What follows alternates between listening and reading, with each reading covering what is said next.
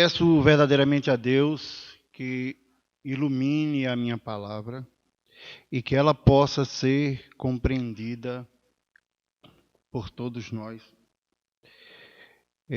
O mês passado fora dedicado ao suicídio e conversava com meu amigo Totonho e ele manifestava a sua preocupação de ver tantas pessoas abandonarem a vida, né? Tem uma belíssima música que ele faz que chama a atenção, esse desprendimento de um dos maiores tesouros que Deus nos concede, que é a vida, que é a oportunidade de experienciar entre as pessoas de diversos caracteres no mundo e evoluir, que querendo ou não, haveremos todos nós de evoluir.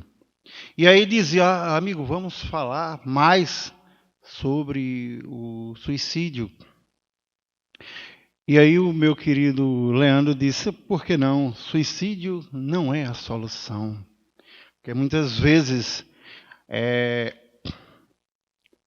as dores da alma, eu acho que já falei desse tema aqui, mas as dores da alma são as mais difíceis. São as mais difíceis de lidar porque não existe um medicamento específico para uma dor na alma. Não existe um analgésico nas farmácias que possam aliviar essa dor. E às vezes você sente e só você e você sabe como lidar com ela. E o tamanho da ferida que elas causam, né? Nós não sabemos até onde ela já machucou, ela já agravou. E tem uma frase imortalizada lá do século I da era cristã, uma frase cunhada pelos romanos e com diversas interpretações do poeta romano Juvenal, lá pelos anos 50, do início da era cristã. Ele dizia o seguinte: mens sana corpore insana, e as pessoas diziam, uma mente sadia produz um corpo sadio.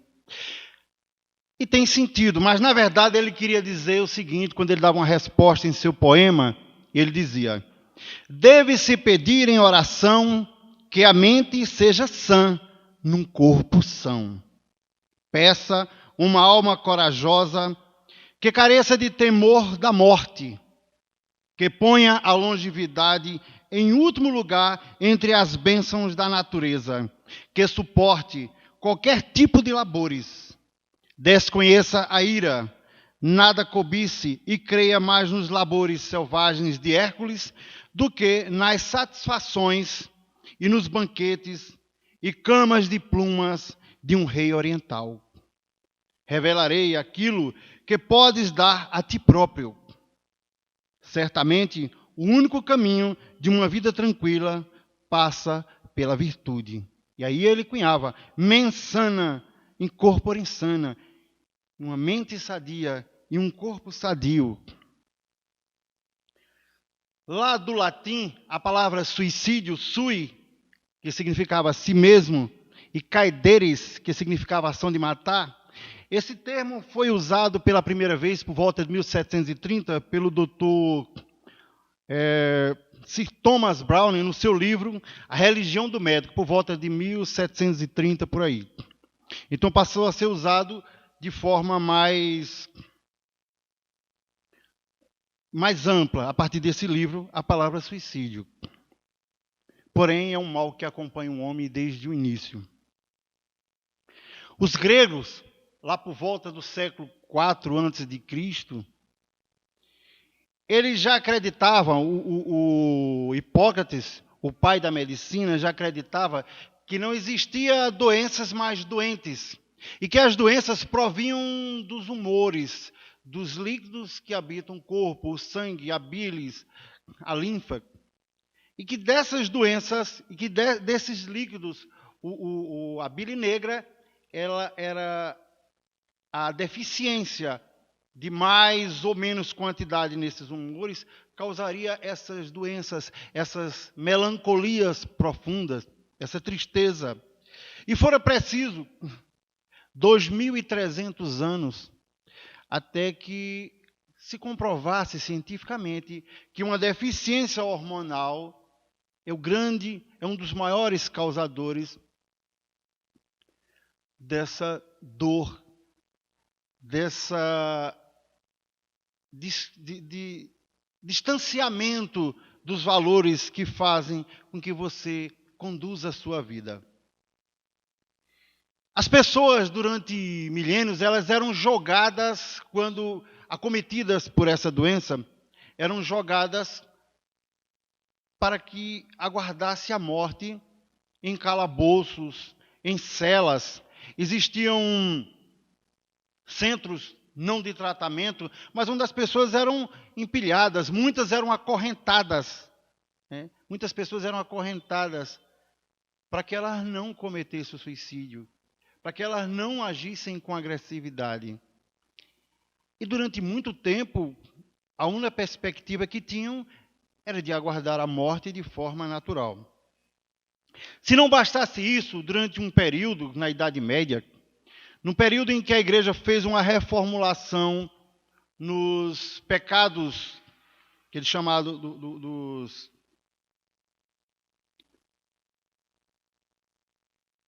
A igreja fez uma reformulação, e dentro dessa reformulação, ela, nos pecados capitais, ela passou a cunhar essas pessoas, aquele termo que se chama da preguiça, né?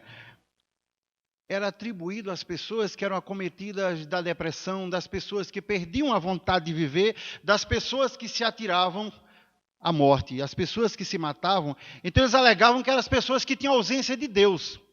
E aí nessa reformulação ele cunha de preguiça. Então a preguiça não era atribuído à pessoa não querer trabalhar, era a falta de vontade de viver. E eles comparavam mais cruelmente ainda, diziam que o Judas havia se suicidado porque faltou Deus. E por isso que ele cometera aquele ato. E as pessoas passaram a associar aqueles que cometiam suicídios como pessoas semelhantes ao Judas, com pessoas que não tinham Deus, que não tinham Cristo. Então, além da dor profunda, além de uma dor que não tinha consolo, além de uma dor que não tinha um medicamento, que não tinha um diagnóstico correto, você ainda sofria a discriminação de uma sociedade que, além de separar você, de segregar você do meio, você ainda era cunhado como uma pessoa que tudo aquilo era culpa sua porque você não tinha fé, você não tinha Deus. E aí a igreja cunha como sendo preguiça.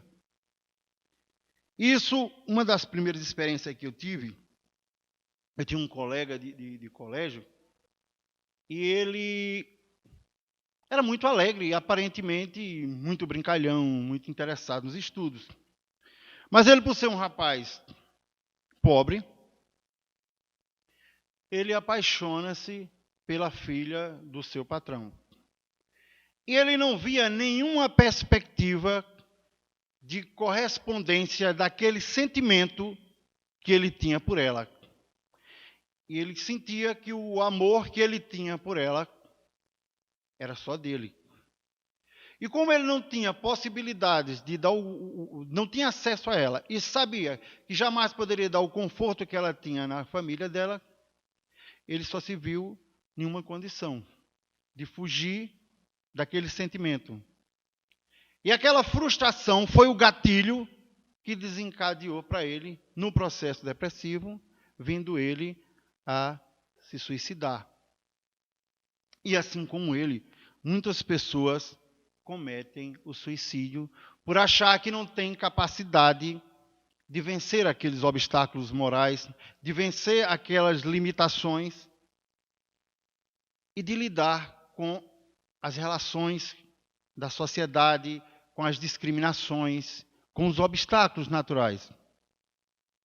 Segundo a Organização Mundial de Saúde, cerca de 15% da população mundial, 15% da população mundial tem algum distúrbio inerente à depressão. Mas se o assunto é suicídio, por que estamos falando ainda sobre depressão? Porque a luz da ciência é um dos principais dispositivos que induz o indivíduo ao suicídio. No Brasil, cerca de 17% da população, nós estamos falando de 900 milhões a 1 bilhão de pessoas no mundo que sofrem de algum distúrbio inerente à depressão. E dessas pessoas, no nosso país, nós temos cerca de 35 milhões que sofrem disso. Ainda estudos da Organização Mundial de Saúde, cerca de 70% das pessoas que sofrem dos distúrbios inerentes à depressão, que já tentaram suicídios, não têm ideia de que são vítimas dessa doença. Mas já procuraram, mais de 80% dessas pessoas, já procurou uma ajuda médica sem saber que o seu problema era a depressão.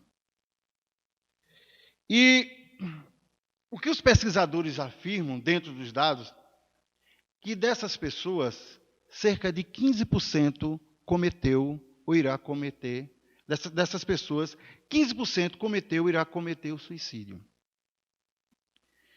E a gente não pode esquecer, esses números, nós estamos falando no mundo em torno de 7,3 bilhões de pessoas, de mais de 1 bilhão sofre disso.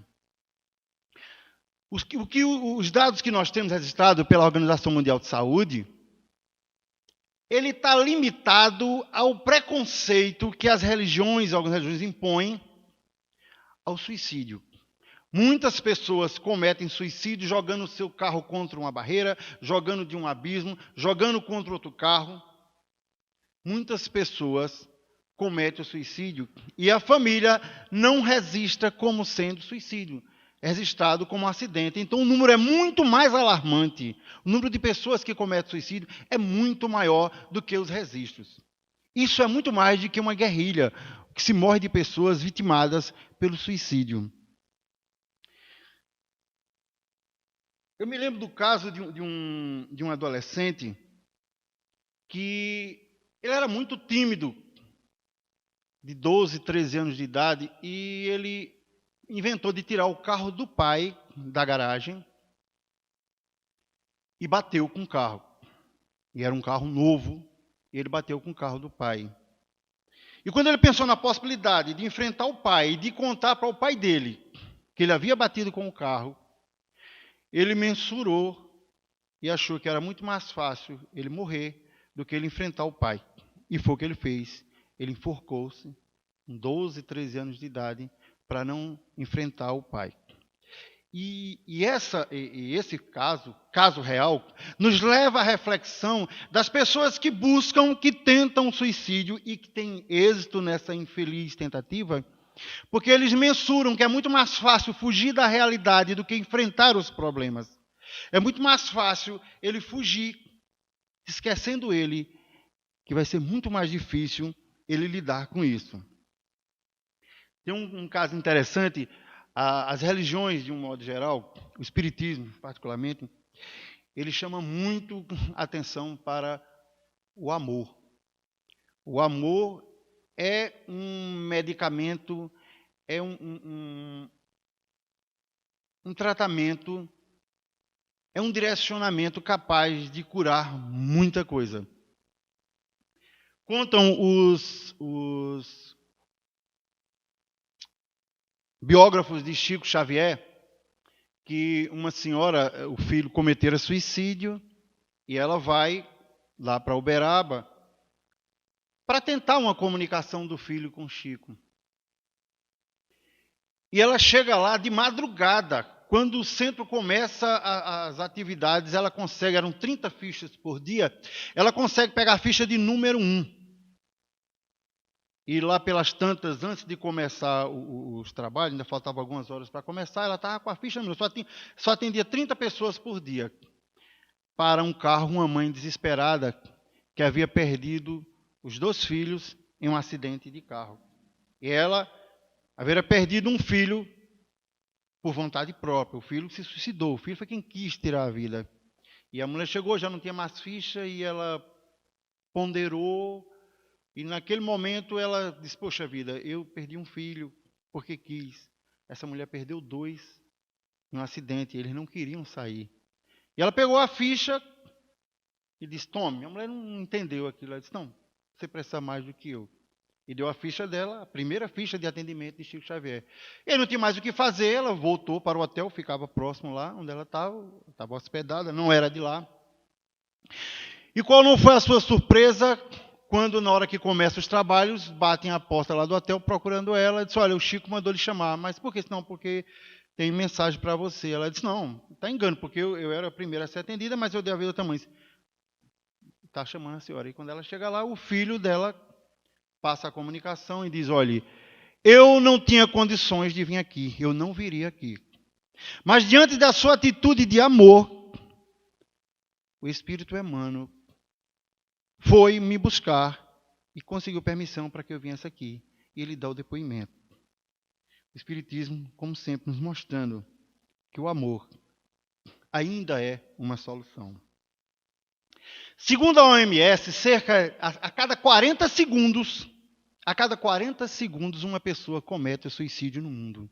Isso significa dizer que se nós ficarmos aqui 1 hora, 90 pessoas, durante o tempo que a gente está aqui, cerca de 90 pessoas terão tirado a própria vida.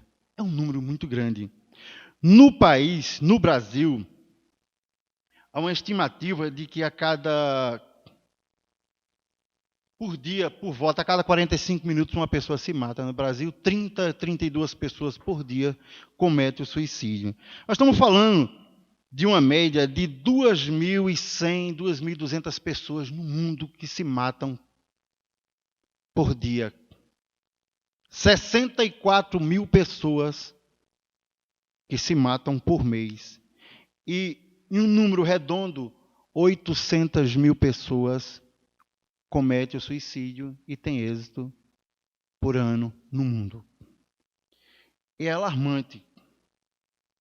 E é uma coisa silenciosa, ela nos ataca silenciosamente. E como eu disse anteriormente, estamos falando de casos comprovados, né, visíveis, perceptíveis, que foram suicídio. Ainda existem outros milhares que não entram nessas estatísticas, né? E há um dado que diz que 75% dos casos de suicídio dá-se entre jovens de 15 a 29 anos. Divaldo, ele fala claramente que ele, antes de entrar no espiritismo, uma irmã dele havia se suicidado, e ele tentou o suicídio, né? Ele tenta o suicídio quando ele entra no espiritismo.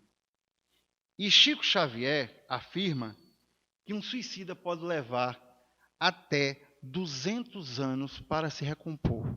Veja o trabalho, porque o espírita, não vou dizer o cristão, mas o espírita que tem a consciência mais ampla do processo de reencarnação, do trabalho que a espiritualidade tem em unir as pessoas de diversos caracteres, que têm coisas a se ajustar e colocar numa mesma família, e no processo de reajuste alguém rompe toda aquela, desestabiliza todo o trabalho que tem para reorganizar aquele processo de reconstrução, de que as pessoas se perdoem, se amem, se auxiliem novamente, se aceitem, se entendam.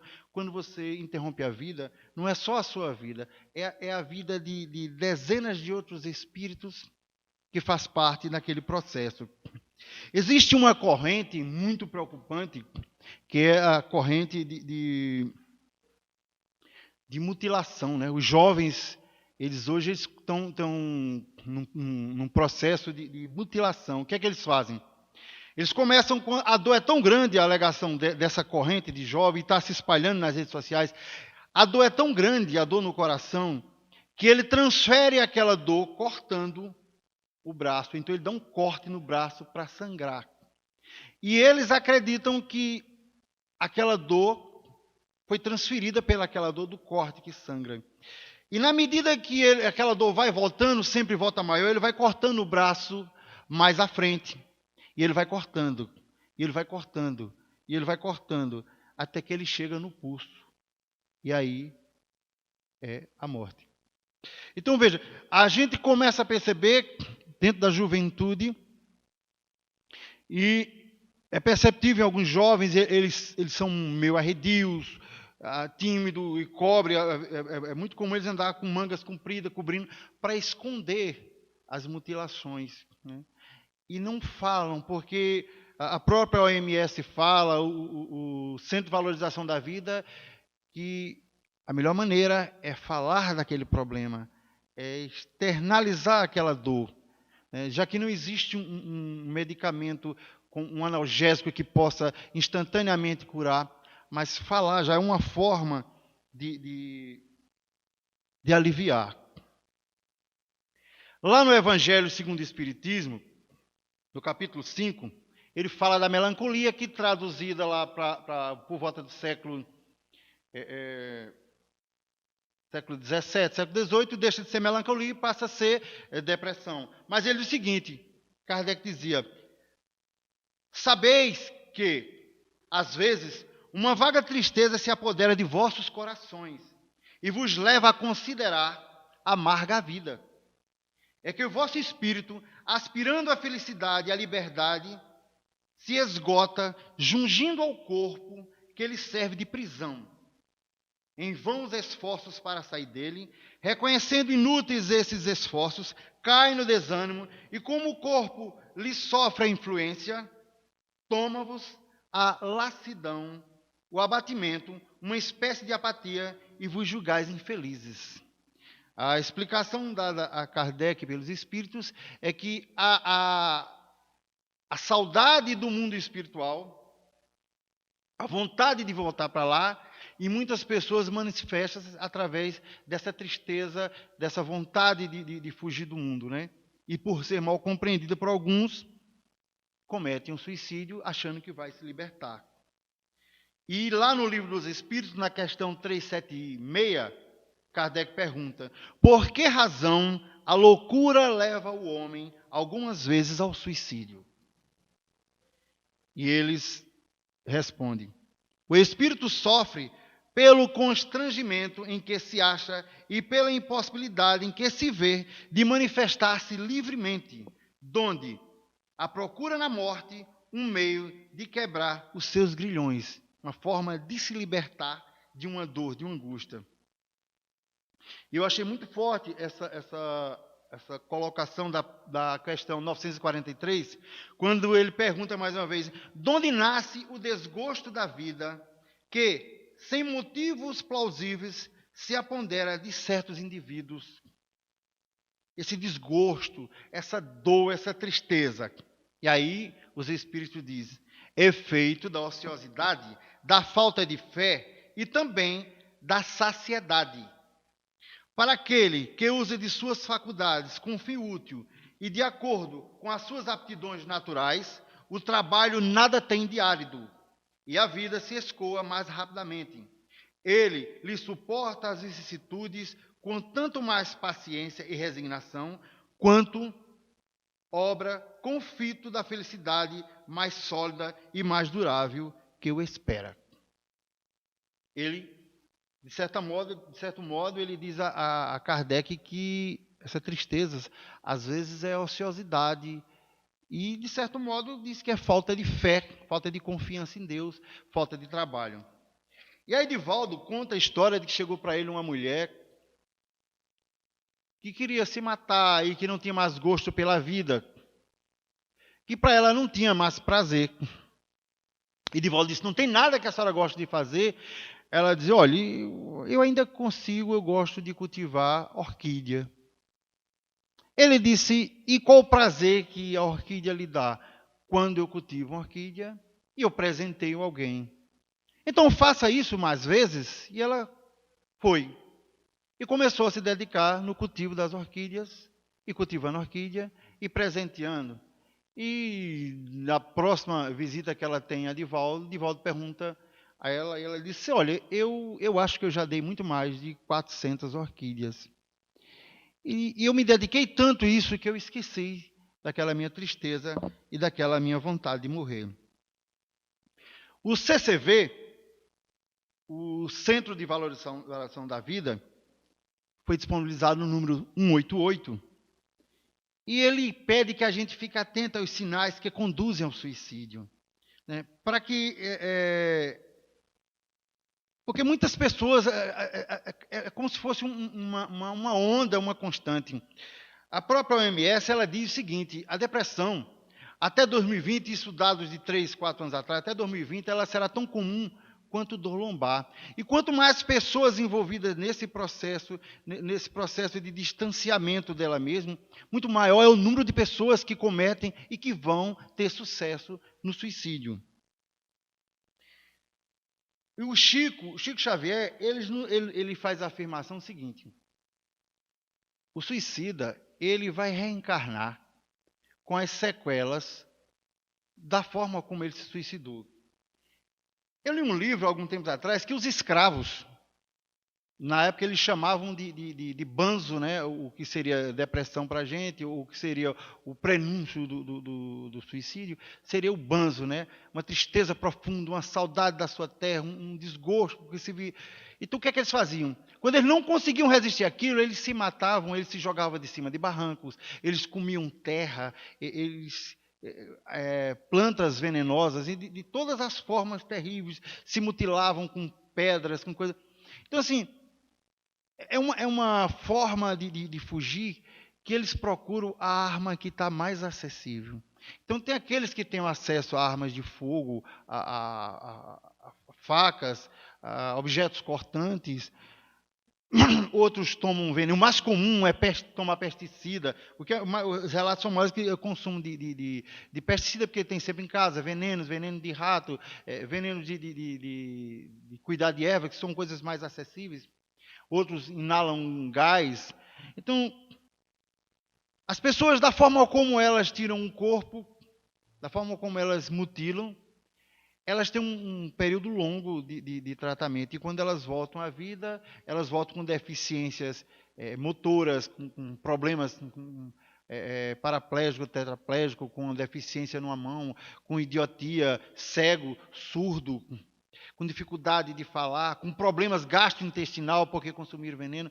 Então, veja, as pessoas acreditando ainda que essa vida é única e que com a morte eles se libertam desse problema, entre aspas, único, conseguem fazer um investimento altíssimo, que é multiplicar aquela dor que ele egoisticamente tentou fugir, deixou na família, deixou nos amigos um grande vazio, e vai carregando consigo aquela dívida que ele vai ter que, quando lhe for permitido voltar a esse plano, e além daquelas dores, daquelas limitações que ele tinha, ele agora ainda vem mais com essa deficiência, que são as doenças que ele tem. Pessoas que não têm, já nascem com problema digestivo e têm dificuldades e crescem e morrem assim. Pessoas que nascem com problemas mentais, pessoas que nascem com uma enormidade de doenças que não há medicamento que trate. E o que essas crianças fizeram para merecer, senão o espírito que adquiriu com a sua prática? E ainda, estudos da OMS diz que mais de 90% dos casos de suicídio podem ser evitados se tratarmos a depressão. A gente sabe que, pela espiritualidade, pela convivência no campo espírita, que há os casos de obsessão, há os casos de perseguição, há relatos de espíritos que procuraram por outro 40, 50 anos. E no momento que o indivíduo sai do corpo, no deslocamento astral, aquele espírito o identifica e passa a o perseguir, e aí passa a cobrar. Né? E muitas vezes ele o induz. E a gente sabe que existem os casos de deficiência hormonal. A ciência comprova que a deficiência, a falta de noradrenalina, dopamina ou serotonina, por exemplo, ela induz essa tristeza profunda e que você, por não saber lidar com ela, pela sua fragilidade, pela sua predisposição ao suicídio, você comete o suicídio, e não fora por uma perseguição espiritual, e não fora por um atrito, mas o gatilho se deu por uma deficiência hormonal. A ciência também diz que você tem a predisposição à depressão, e que se você tem um pai ou uma mãe que foi vítima disso, cerca de 30% a 40% de chance você tem. Se tiver os dois, 70% de chance de desenvolver a doença. E se você tem um choque emocional, você tem uma decepção, você tem uma frustração, é o gatilho para desencadear a doença. E aí, se você não tem o organismo tratado, se você não procura uma ajuda médica, ou se você não procura uma ajuda psicológica, fatalmente você vai tentar fugir da vida e vai tentar se matar. E não é o dinheiro, não é a falta do dinheiro, não é o anonimato e não é a fama. Não é você ser alegre ou introvertido. Que, por exemplo, tem uma relação enorme de artistas. Marilyn Monroe, famosa e rica. Robin Williams, comediante, humorista que fez tantas vezes a gente rir com seus filmes. A atriz brasileira Leila Lopes, Mamice Brasil, Fabiana Nicoletti, o grande inventor Santos Dumont, o cantor daquela banda Charlie Brown Jr., Chorão. Mas eu poderia citar, e fora aqueles que não foi admitido como um suicídio, foi admitido como uma dose, como uma overdose. Aí eu poderia citar Cássia Eller, aquela Whitney House, Elis Regina, Jimi Hendrix, Whitney Houston, Elvis Presley, Janis Joplin, uma enormidade de pessoas famosas, ricas, de sucesso, de talento, e que para ter alegria precisava tomar os antidepressivos, e que quando chegavam em casa, para baixar aquela alegria e ter paz, eles tinham que tomar um remédio para baixar aquilo, e naquele ir e vir, muitos morreram de overdose, e muitos outros deixaram de viver porque preferiram se matar. Então,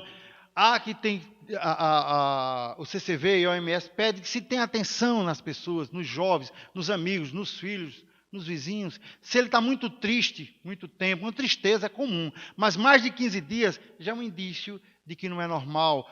Sono demais, fome demais, engordar demais, emagrecer demais. Sempre os excessos são as características que a gente vai observar nas pessoas que têm reclusão. Observar o comportamento, agressividade demais. A gente vê que os jovens manifestam a predisposição a isso pela agressividade, pelo abuso na bebida, pelo abuso nos psicotrópicos.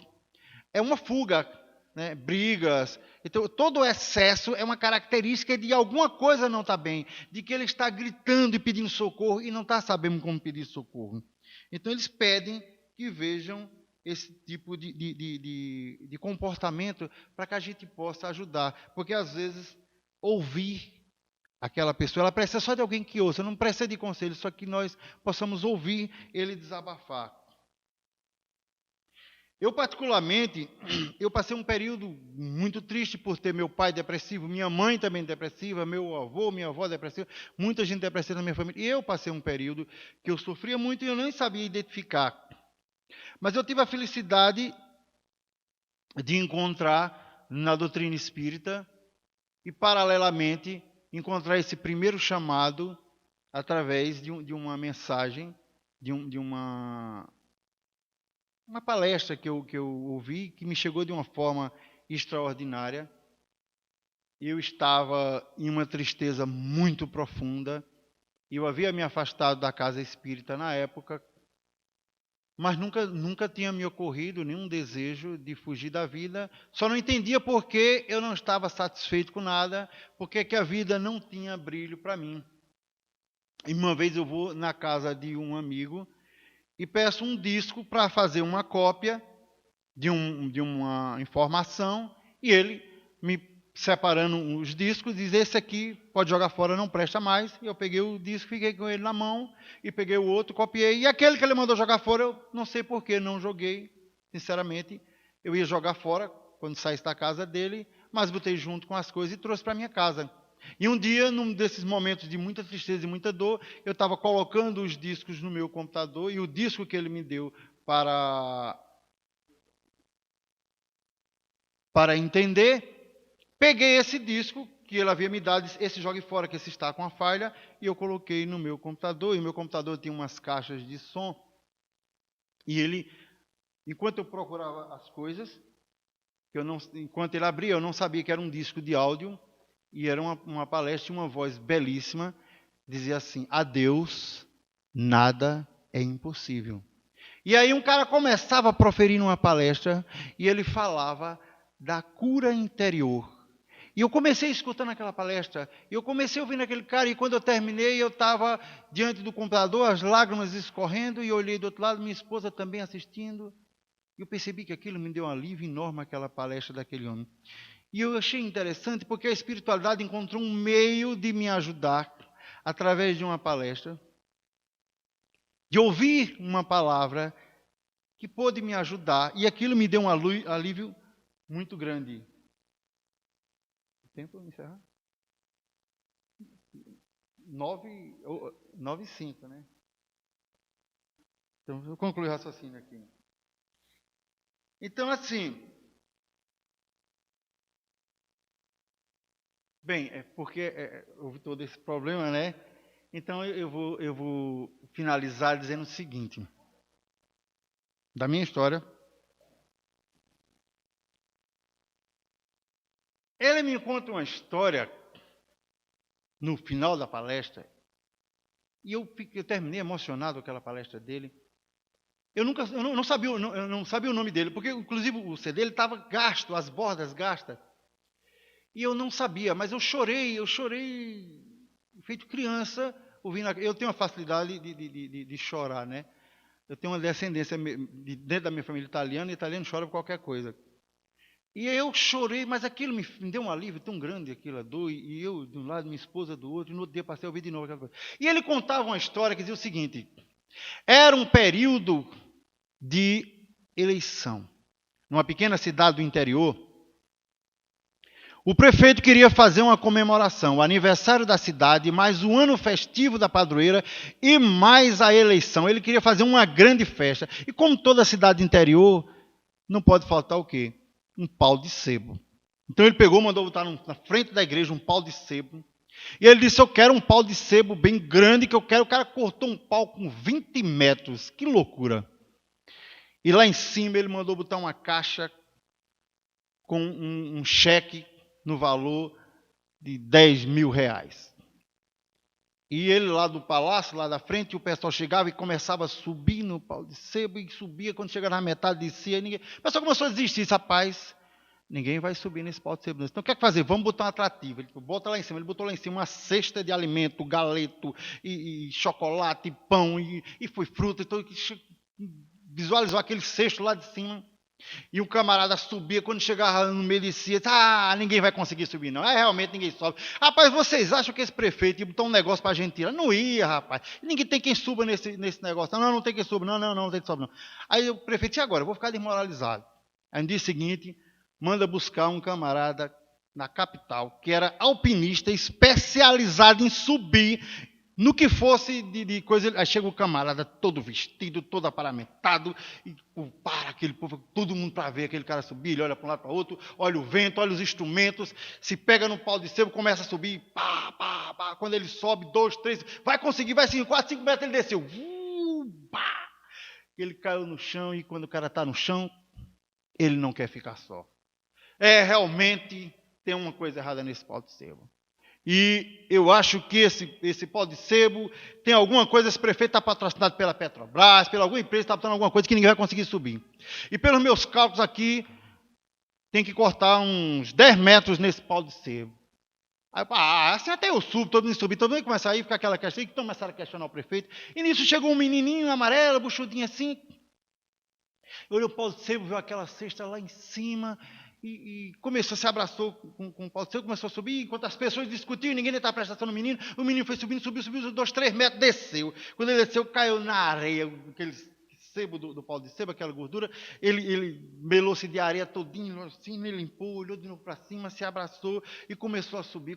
E o povo, quando viu o menino subindo, já é com 10 metros, não consegue, vai cair o menino. Ele vai descer, ele subiu, foi lá em cima. Quando ele chegou em cima, que ele derrubou o pacote, ele desceu, chegou primeiro do que o pacote embaixo, agarrou o pacote, correu para casa, o pessoal ficou louco. E aí o alpinista ficou humilhado. Puxa, uma experiência que eu tenho, fui vencido por esse menino é um gênio, esse menino tem um dom, eu preciso conhecer esse menino. E aí o pessoal disse, não, eu sei onde ele mora aqui na favela aqui perto, aí foram lá.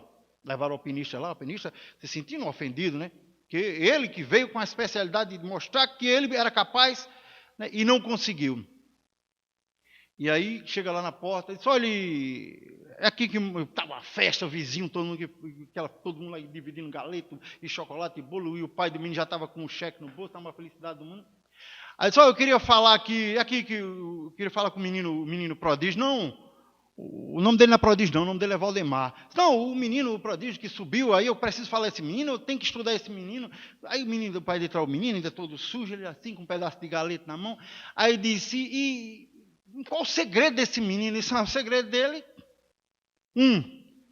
Faz 8 dias que não chega quase nada de comida aqui em casa. Fome. Fome foi um dos principais segredos do menino. Não, mas ele tem uma técnica. O povo gritava para esse menino, não consegue, ele não foi estimulado. Aí estava segundo, ele é surdo. Ele não escuta nada. E aí ele me sintetiza dizendo, no dia que nós tivermos fome de Deus, fome de vida, fome de amar, no dia que nós estivermos surdo aos barulhos do mundo, as coisas que não são relevantes ao nosso crescimento, ao nosso desenvolvimento, à nossa caminhada em direção a Deus, nós conseguiríamos vencer essas dores, nós conseguiríamos vencer as limitações e poderíamos caminhar a nossa jornada em direção a Deus. No dia que nós tivermos verdadeiramente fome de Deus, no dia que nós tivermos confiança de que somos imortais, no dia que tivermos a certeza que os barulhos do mundo não vão nos atrapalhar na nossa caminhada, nós chegaremos sorrindo a Deus. Nós chegaremos do outro lado da vida e vitoriosos, sem interromper a vida que nos foi por Deus dada e garantida. A todos, muita paz. Jesus é minha luz, é o meu guia, é a fonte que ampara o meu viver. E nos momentos difíceis da vida, só com Ele eu sei que poderei vencer. Agradeço sempre o pão de cada dia e a família que me ajuda a crescer, a saúde e a fé que irradiam alegria, na certeza de um melhor amanhecer. Quero poder espalhar o amor, ser instrumento de uma boa ação, enfrentar o sentimento da dor, porque nada é em vão. Fazer nascer o brilho em cada olhar, disseminar o poder de oração, na caminhada nunca desanimar e perdoar de coração. E só Jesus me traz a verdadeira paz, seguindo o que Ele nos ensinou. Você vai perceber a sensação de viver com amor. Com amor, trabalho e perfeição, ajuda o teu irmão. Vale a pena servir e amar, também agradecer, felicidade que vem te abraçar. Também agradecer, felicidade que vem te abraçar. Oh, também agradecer, felicidade que vem te abraçar.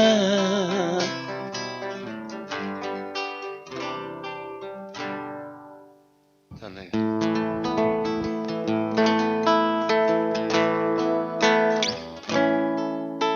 Então rompa o cordão que liga você à vida. Há tempo pra nascer, viver, morrer e renascer. Há dores que até parecem intermináveis, mas aos olhos de Deus, cada lágrima sentida cura um filho seu. Mas aos olhos de Deus, quem faz o que Ele manda, ninguém ouvirá os gritos seus. A vida não começa num beijo e nem termina num túmulo. Matar o seu corpo é o maior dos enganos. Por isso choras de dor, não vê o tempo passar. Quem não vive a lei de Deus ainda não sabe amar. Por isso choras de dor, não vê o tempo passar. Quem não vive a lei de Deus ainda não sabe amar. Ainda não começa no beijo e nem termina no tom. Não rompa o cordão que liga você à vida. Há tempo pra nascer, viver, morrer e renascer. Há dores que até parecem intermináveis, mas aos olhos de Deus, cada lágrima sentida cura um filho seu. Mas aos olhos de Deus, quem faz o que Ele manda, ninguém ouvirá os gritos seus. A vida não começa no berço e nem termina no túmulo. Matar o seu corpo é o maior dos enganos. Por isso choras de dor, não vê o tempo passar.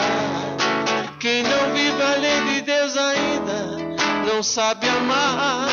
Oh, por isso choras de dor, não vê o tempo passar.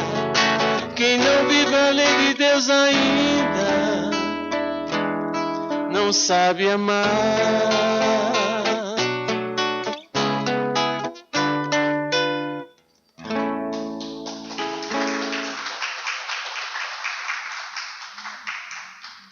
Já que o tema é assim, então